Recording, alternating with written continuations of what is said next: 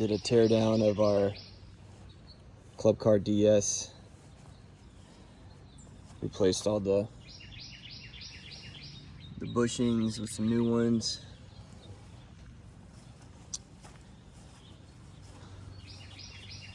Did a lithium conversion with this DC house battery. Put a piece of plywood on the bottom there because of the A-frame. This seemed like the best thing to do.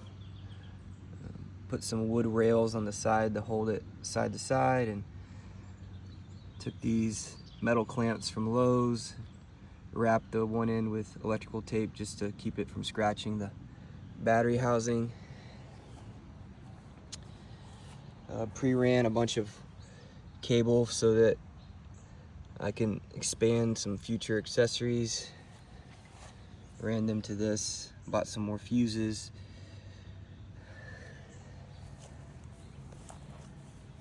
Bypassed the OBC. Just kind of made a little jumper for it. Upgraded the motor here. It's a Plum Quick motor.